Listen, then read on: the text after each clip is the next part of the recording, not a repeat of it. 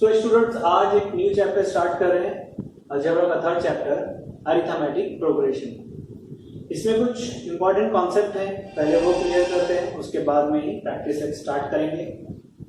सो इसका एक जो फर्स्ट जो टर्म है, एक कॉन्सेप्ट है, वो है सीक्वेंस। सो उसको पहले देख लेते हैं कि सीक्वेंस क्या है। A set of numbers where the numbers are arranged in a definite order. Set of numbers means number की लिस्ट है, नंबर का सेट है, जिसका अरेंजमेंट कैसा है कि वो एक डेफिनेट ऑर्डर में अरेंज किया हुआ है। हम लोग को पता है कि जो ऑर्डर ऑफ द नंबर्स होते हैं वो या तो नंबर्स असेंडिंग ऑर्डर में हो सकते हैं या डिसेंडिंग ऑर्डर में होते हैं। तो नंबर्स का जो ऑर्डर है वो डेफिनेट है, मतलब ऐसा नहीं हो रहा है। फॉर एग्जाम्पल जैसे हम लोग देख सकते हैं 2, 5, 1, 7, 9, 3, ये जो नंबर्स हैं 2, 5 ये तो असेंडिंग है, उसके बाद में 1 आ गया, फिर डिसेंडिंग ऑर्डर में चला गया, फिर 7, 9, 9 के बाद 7, 9 असेंडिंग में है, फिर वापस से डिसेंडिंग हो गया। सो ये डेफिनेट ऑर्डर नहीं है। डेफिनेट ऑर्डर है नहीं है, डेफिनेट ऑर्डर नहीं है। सो सबसे इंपॉर्टेंट क्या है, the set of numbers where the numbers are arranged in a definite order. Then इसमें एक और इम्पॉर्टेंट जो पार्ट है वो है विद डेफिनेट रूल। एक रूल भी फॉलो करता है। रूल फॉलो का मतलब क्या है?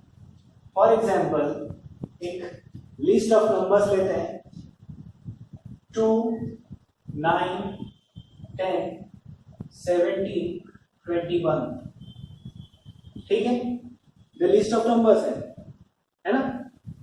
सो सेट ऑफ नंबर्स है 2, 9, 10, 17, 21 और वो भी 2, 9, 10, 17, 21 ये क्या है? डेफिनेट ऑर्डर है, यानी असेंडिंग ऑर्डर में है, राइट, एग्जैक्टली असेंडिंग ऑर्डर में। यहां तक तो ठीक है ये, लेकिन उसके बाद विद डेफिनेट रूल। अब देखते हैं कि डेफिनेट रूल फॉलो कर रहे हैं कि नंबर 2 के टेबल में 9 तो नहीं आता, चलो ठीक है। 2 और 9 का डिफरेंस कितना है? 2 + 7 9 है, फिर 9 + 1 10, 10 + 17 is 17 and 17 + 4 is 21। मीन्स अगर मैं आपको ये बोलूं कि 21 के बाद कौन सा नंबर आ सकता है, या आप बताओ मुझको कि 21 के बाद कोई नंबर हम लोग एग्जैक्टली बता सकते हैं कि यही नंबर आएगा? तो ऐसा बिल्कुल नहीं है।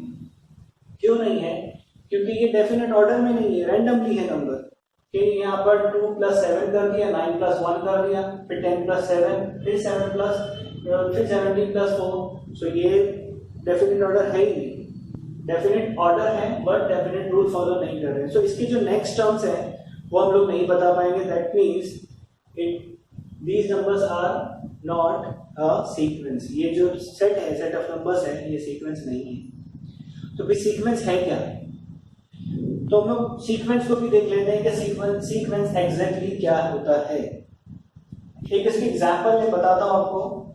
जैसे 1, 4, 9, 1, 4, 9, 16, 25 और ये लिस्ट आगे जाएगी। अब हम लोग देखते हैं, आप गेस करो कि ये जो नंबर्स हैं आपको इसमें क्या स्पेशलिटी नजर आ रही है। 1, 4, 9, 7, 16, 25। अब इसके अगर हम लोग डिफरेंस की बात करते हैं तो डिफरेंस में तो फर्क है। 1 + 3 4 होता है, 4 + 5 9 होता है, 9 + 7 16, 16 + 9 is 25। सो जो डिफरेंस बिटवीन जो टर्म्स है वो तो यहाँ पर एग्जैक्ट नहीं है, but these numbers are following a definite rule। ascending order में तो है, definite order है, and definite rule क्या है वो देखते हैं। 1 is the square of 1, 4 is the square of 2, 3 is the square of 9 is the square of 3, 16 is the square of 4 and 25 is the square of 5, right? अब आपको समझ में आ गया होगा ये। अब मैं अगर आपसे पूछता हूं कि 25 के बाद में कौन सा नंबर आ सकता है, तो यू कैन जज and say that, and you will say that 25 के बाद तो सर 36 आएगा। क्यों? क्योंकि ये 5 का स्क्वायर है तो अब आगे 6 का स्क्वायर आएगा। फिर 25 के बाद 36 आएगा तो उसके बाद क्या आएगा? फिर 7 का स्क्वायर 49 आएगा, फिर उसके बाद क्या आएगा 8 का स्क्वायर 64 आएगा, और इसी तरह से लिस्ट आगे बढ़ती जाएगी, है ना। सो इसको बोलते हैं definite order and definite rule. अगर ऐसा लिस्ट ऑफ नंबर्स है, ऐसा सेट ऑफ नंबर्स है, तो it is called as a sequence. ये सीक्वेंस हो जाता है। इसकी एक और एग्जांपल ले लेते हैं, 3, 9, 27, 81। ये 27 तक रहने दो। 3, 9, 27। 3 into 3 इक्वल टू 9, मीन्स 3 को 3 से मल्टीप्लाई कर रहे हैं 9 आ रहा है, 9 को 3 से मल्टीप्लाई कर रहे हैं तो 27 आ रहा है। तो डेफिनेट ऑर्डर समझ में आ गया, डेफिनेट ऑर्डर तो है, डेफिनेट रूल समझ में आ गया होगा आपको कि ये 3 3 9 है और 9 3 27 है। अब जो नेक्स्ट नंबर आएगा उसको भी हम लोग को 3 से मल्टीप्लाई करना पड़ेगा, तो हम लोग को नेक्स्ट नंबर मिल जाएगा। So 27 into 3 equal to 81। So next number 81 आ गया। फिर 81 को 3 से मल्टीप्लाई करो तो 243 आ जाएगा, तो ये नेक्स्ट नंबर 243, और इसी तरह से 3 से मल्टीप्लाई करते जाएंगे और ये लिस्ट आगे बढ़ती जाएगी। तो इसीलिए हम लोग इसको सीक्वेंस बोलते हैं कि यहाँ पर एक तो डेफिनेट ऑर्डर भी है और डेफिनेट रूल फॉलो होता है, तो the numbers, the set of numbers will be called as a sequence. Understood? So ये था sequence. Students, let's move to the important concept of this chapter, जो हमारे चैप्टर का नाम भी है अरिथमेटिक प्रोग्रेशन। ठीक है, सो ये है क्या? फर्स्ट ऑफ ऑल इसकी अगर हम लोग नेमिंग की बात करते हैं, अरिथमेटिक प्रोग्रेशन। ठीक है, अरिथमेटिक क्या होता है? Arithmetic is the branch of mathematics which deals with the numbers and their application। which deals with the numbers and their application का मतलब क्या है कि नंबर्स हम लोग को पता है, there are many types of number like natural number, whole number, rational, integers, irrational numbers, है ना। ये बहुत सारे नंबर्स हैं। इसका एप्लीकेशन मीन्स जब हम लोग क्या करते हैं, नंबर्स मल्टीप्लाई करते हैं या डिवाइड करते हैं या ऐड करते हैं या सब्ट्रैक्ट करते हैं, ऐसे कोई भी एप्लीकेशन अगर नंबर के साथ में होते हैं, so this is called as a arithmetic, right. And what is progression? Progression मतलब क्या है? एक प्रोग्रेस करना या आगे बढ़ना। मीन सिंपल, अगर हम लोग इसका सिर्फ वर्ड की तरफ जाएंगे, आगे हम लोग इसके कॉन्सेप्ट को देखेंगे, लेकिन अरिथमेटिक प्रोग्रेशन का मतलब क्या है कि जो नंबर्स हैं वो आगे बढ़ते हैं, लेकिन एक कैलकुलेशन के साथ में आगे बढ़ते हैं, यानी रैंडमली आगे नहीं बढ़ते हैं, बल्कि कैलकुलेशन के साथ में आगे बढ़ते हैं, तो उसी को हम लोग बोलते हैं अरिथमेटिक। अब इसकी डेफिनेशन की तरफ अगर जाते हैं तो क्या रहेगा यहाँ पर? सीक्वेंस से थोड़ा सा एक स्टेप आगे हम लोग जब बढ़ते हैं तो हम लोग को अरिथमेटिक प्रोग्रेशन मिल जाता है। सीक्वेंस से ही थोड़ा एक स्टेप आगे। क्या स्टेप आगे? A set of numbers where the numbers are arranged in a definite order with definite rule, यहाँ तक it is okay with the arithmetic progression। But इसके आगे एक और चीज हम लोग ऐड करते हैं, वो चीज क्या है? where ये जो सेट ऑफ नंबर्स है, ये ऐसे नंबर्स होंगे where the difference between any two consecutive terms is constant। अभी हम लोग ने जब सीक्वेंस की बात की थी, सीक्वेंस देखा था, तो सीक्वेंस में difference between any two consecutive terms constant नहीं था क्या? नहीं था। मैं उसका डिफरेंस भी बता दूंगा आप लोगों को, तो बहुत क्लियर हो जाएगा। जब तक कॉन्सेप्ट क्लियर नहीं हो और हम लोग वो चीजें सॉल्व करने लगते हैं तो वही हमारे लिए प्रॉब्लम आता है। तो एक बार कॉन्सेप्ट क्लियर हो जाएगा, फिर हम लोग उसकी प्रैक्टिस सेट की तरफ इजीली आगे बढ़ सकते हैं। ठीक है, सो सीक्वेंस ये देख लिया, अरिथमेटिक प्रोग्रेशन उसी से आगे बढ़कर क्या है? where the difference between any two consecutive terms is constant, this sequence will be called as a arithmetic progression। means इसका मतलब सिंपल आपने समझा? इसका मतलब ये होता है कि every sequence is not arithmetic progression, but every arithmetic progression is a sequence। यानी हर एक सीक्वेंस अरिथमेटिक प्रोग्रेशन नहीं हो सकता। क्यों नहीं हो सकता? क्योंकि सीक्वेंस के जो डिफरेंस है, difference between any two consecutive terms, वो कांस्टेंट नहीं होते। लेकिन यहाँ पर ये डेफिनेट रूल भी फॉलो करता है, डेफिनेट ऑर्डर में भी होता है, तो ये सीक्वेंस हो सकता है, बट ये जरूरी नहीं कि हर सीक्वेंस अरिथमेटिक प्रोग्रेशन हो। सो इसका डिफरेंस देख लेते हैं। फॉर एग्जाम्पल अरिथमेटिक प्रोग्रेशन का डिफरेंस है, एग्जाम्पल है 2, 4, 6, 8, 10 एंड सो ऑन। सो यहां पर देखो 2 plus 2 is 4, 4 plus 2 is 6, 6 plus 2 is 8 and 8 plus 2 is 10। Now अगर आगे के और 5 टर्म्स हम लोग को मालूम करना हो तो इजीली आप बता सकते हो कि 10 के बाद 12 आएगा, 12 के बाद 14, 14 के बाद 16, 16 के बाद 18, 20, ऐसे आगे ये लिस्ट बढ़ती जाएगी। इजीली आपने बता दिया। लेकिन यहां पर इसका डिफरेंस क्या है? सीक्वेंस। अगर सीक्वेंस को देखेंगे तो सीक्वेंस क्या हो रहा है?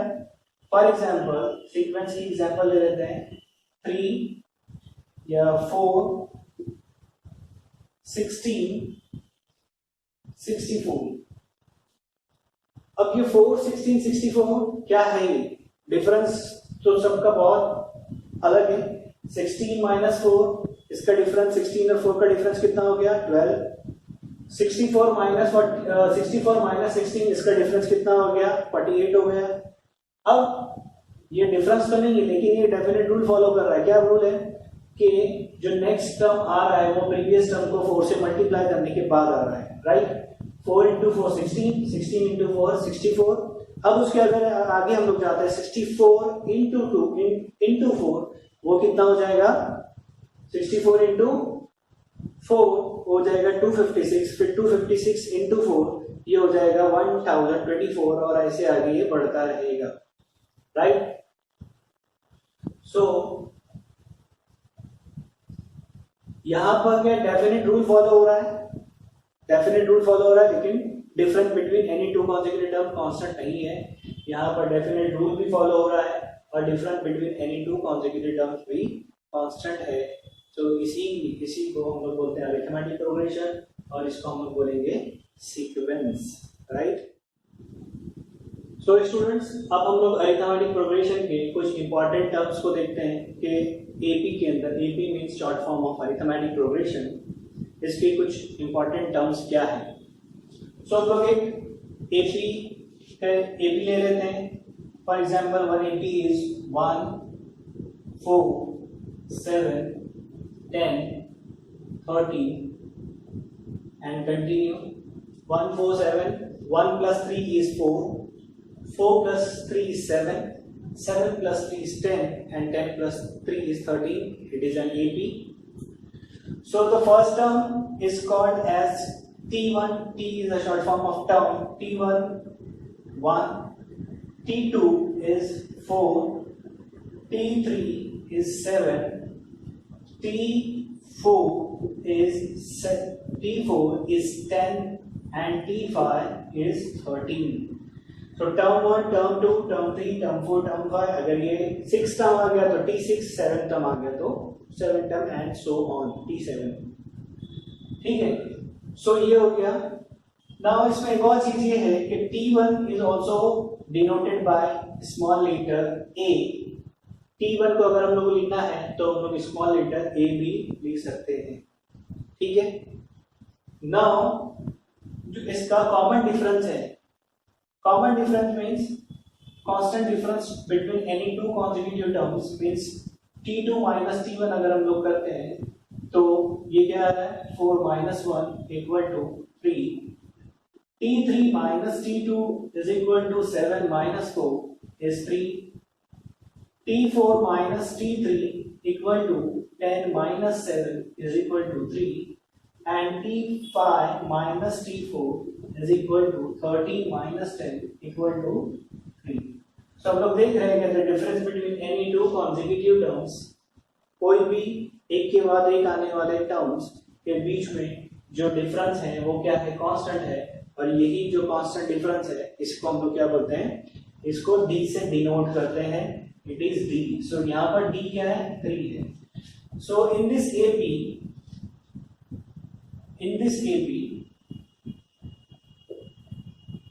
A is equal to 1 and d equal to 3।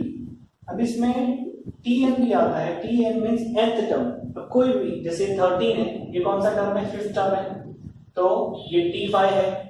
तो इसमें फॉर एग्जांपल ये पूरा सीक्वेंस के अंदर, ये अरिथमेटिक प्रोग्रेशन में यहाँ पर 25 टर्म है, तो हम लोग इसको t25 बोलते हैं। तो number of terms, nth number of term, जैसे 13 टर्म आ गया, 14 टर्म आ गया, तो उसको tn से डिनोट करते हैं, tn। अब हम लोग इसमें एक और इंपॉर्टेंट जो टॉपिक है वो देख लेते हैं। वो क्या है कि जैसे a क्या है, यहाँ पर हम लोग ने देखा a is 1 and d is 3। इस AP के अंदर a 1 है और d कितना है, 3 है। सो यहाँ पर सिंपल कैसा हो रहा है कि a is means t1 equal to क्या है, 1 है। अब t2 कैसे आ रहा है, t2 मीन्स फर्स्ट टर्म में कॉमन डिफरेंस को ऐड करते हैं तो सेकेंड टर्म मिल रहा है। तो t2 is t1 plus d 1 plus 3 equal to 4, ये 4 आ गया। उसी तरह t3 यहाँ पर ये सेकेंड टर्म थर्ड टर्म, तो यहाँ प्लस 3 हो रहा था, यहाँ प्लस 3 हो रहा था, ये जो कॉमन डिफरेंस है ये 2 टाइम प्लस हो रहा है। तो t3 कैसे आ सकता है, t1 में 2d यानी 2 टाइम्स कॉमन डिफरेंस ऐड कर दो, मींस 1 प्लस 2 इंटू 3, 1 प्लस 2 3 से 6, 6 प्लस 1 इज 7, तो ये हम लोग को थर्ड टर्म मिल जाएगा। उसी तरह t4 है, तो t4 मींस 1 2 3, ठीक है, 3 टाइम्स क्या हो रहा है, 1 2 और यहाँ 3, ये 3 टाइम्स क्या हो रहा है, कॉमन डिफरेंस ऐड हो रहा है। तो t1 में 3 टाइम्स कॉमन डिफरेंस ऐड हो रहा है। सो 1 प्लस 3 इंटू 3, 3 से 9, 9 प्लस 1 इज 10, तो ये हो गया 4। और उसी तरह जैसे t5 में t1 प्लस उसमें 1 2 3 और ये 4 टाइम d ऐड होगा, तो t1 इज 1, 4 इंटू d, तो 4 3 12 प्लस 1 13 आ गया। सो t1 is a means 1, t2 कब आता है, t1 प्लस d, t3 कब आता है, t1 plus 2d, t4 means t1 plus 3d and t5 t1 plus 4d। अगर मैं बोलूं कि t6 कैसे आएगा, तो आप बता सकते हो कि t1 प्लस 5d करते हैं तो 6d आएगा। t7 कैसे आएगा, t1 प्लस 6d करते हो तो t7 आएगा। तो ये इसका एक कॉन्सेप्ट में से ये भी था जो हम लोगों ने देखा अभी। सो ये जो पूरे कॉन्सेप्ट है, इसी के बेस पर हम लोगों को प्रैक्टिस सेट 3.1 सॉल्व करना है। So let's do the practice set 3.1। Okay.